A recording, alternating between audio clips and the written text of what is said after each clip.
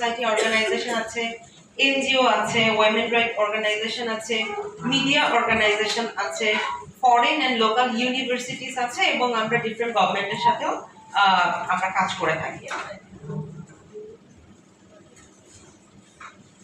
আমরা যদি একটু এই শিফট এশিয়া প্রজেক্টের জিওগ্রাফিক্যাল লোকেশনটা দেখি, আমরা 4টা দেশে এই প্রজেক্টটা বাস্তবায়িত করছি শিফট এশিয়া। একটা হচ্ছে ফিলিপিন, আরেকটা হচ্ছে ইন্দোনেশিয়া, আরেকটা হচ্ছে মিয়ানমার, আরেকটা হচ্ছে বাংলাদেশ। দক্ষিণ এশিয়াতে এই 4টা দেশে একই সাথে আমরা এই প্রজেক্টটা বাস্তবায়ন করছি, এবং বাংলাদেশে অক্সফামের এই প্রজেক্টটা আভাসের মাধ্যমে বাস্তবায়িত হবে, এবং বাকি 3টা দেশেও এরকম পার্টনারের মাধ্যমে এটা বাস্তবায়িত হবে।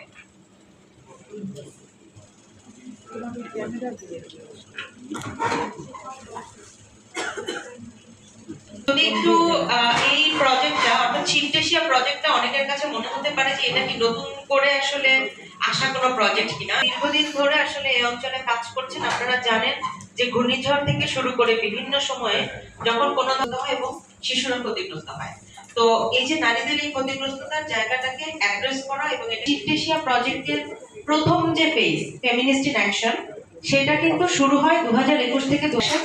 সেই প্রজেক্টে আমরা কিন্তু কাজ করেছি এই নেটওয়ার্কটা নিয়ে। এই যে বারবার বিডব্লিউএসপি সেটা ইমপ্লিমেন্টেশন করব আমরা আভাস থেকে।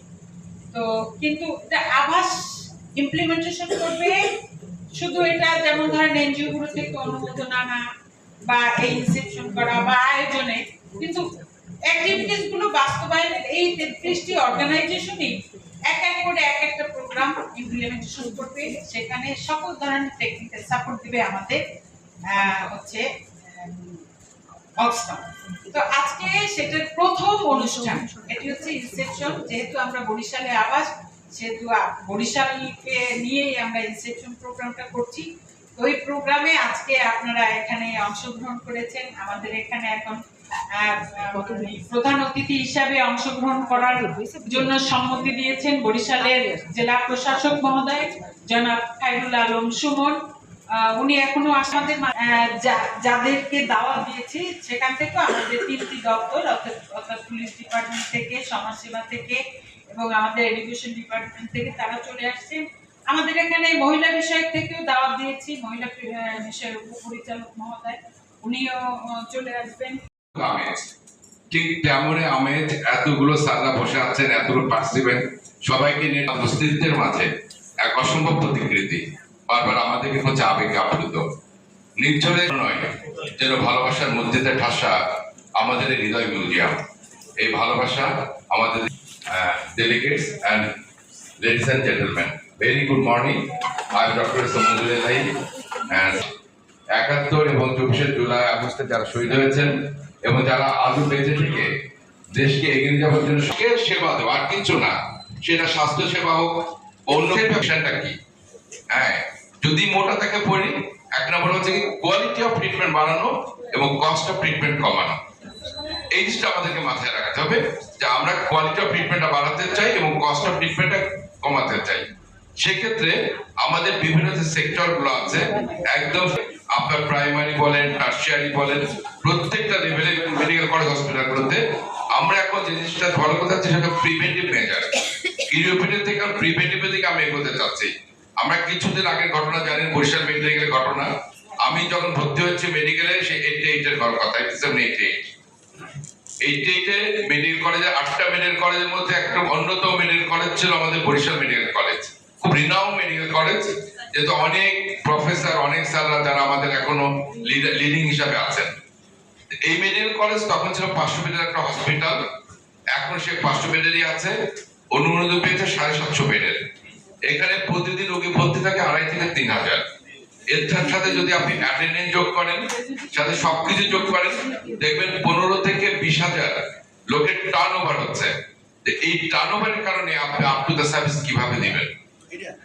এই কারণেই আমরা প্রিভেন্টিভ দিকে যাচ্ছি। যে আমার 100 বেডের সদর হাসপাতাল, আমি তো বলতে পারবো না 100 বেডের উপর আমি রোগী রাখতে পারবো না। আজকে যে প্রোগ্রামে আমি যেটা মনে করি, কয়েকটা বিষয় দিকে আমাদের খেয়াল রাখতে হবে। যেমন অলরেডি ডায়রিয়া রোগী অতিরিক্ত বাড়া বেড়ে, এই প্রত্যেকটা ব্যাপারটাতে আমরা একটু সচেতন থাকবো। খুব বেশি কথা আমি আর বলবো না। আমরা চাই আমার স্বাস্থ্য সেবাটাকে এগিয়ে নিয়ে যাওয়ার জন্য। কোরআন শরীফের বাকারাতে একটা কথা আছে, কাইফা তাকফুরুনা বিল্লাহি কুনতুম আমওয়াতান সুম্মা ইউমীতুকুম সুম্মা ইহয়িকুম সুম্মা ইলাইহি তুরজাউন। তোমরা কিভাবে আল্লাহকে অবিশ্বাস করো? তোমরা ছেলে মৃত, তোমাদেরকে জীবিত করা হয়েছে, প্রত্যেককে মরতে হবে এবং প্রত্যেকের হিসাব প্রত্যেকে দিতে হবে। আমরা যেন আমাদের কাজকে অন করি, সুন্দর মতো কাজগুলো করি এবং প্রত্যেকের হিসাব আমার প্রত্যেকে দেবো। পরিশেষে আমি রবীন্দ্রনাথের দুটো লাইন দিয়ে শেষ করে দিতে চাই, যার যা আছে তার থাক তাই, কারো অধিকারে যেতে নাই চাই, শান্তিতে যদি থাকিবারে পাই একটু নিবৃত করে, শুধু বাসিকানি হাতে দাও তুলি, বাজায় বসিয়া প্রাণ মন খুলি, সংসার মাঝে দুই। ধন্যবাদ সবাইকে।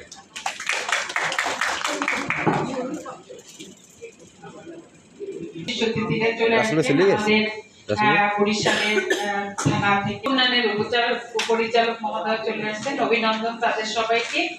তো স্যার চলে যাবেন, স্যার যাওয়ার আগে একটা গ্রুপ ছবি আরো তো বাকি আছে। তো আমরা এই মুহূর্তে আমাদের একটা প্রেজেন্টেশন, হ্যাঁ সেটি ধন্যবাদ। আমরা এই মুহূর্তে একটি প্রেজেন্টেশন দেখব অক্সফাম সম্পর্কে।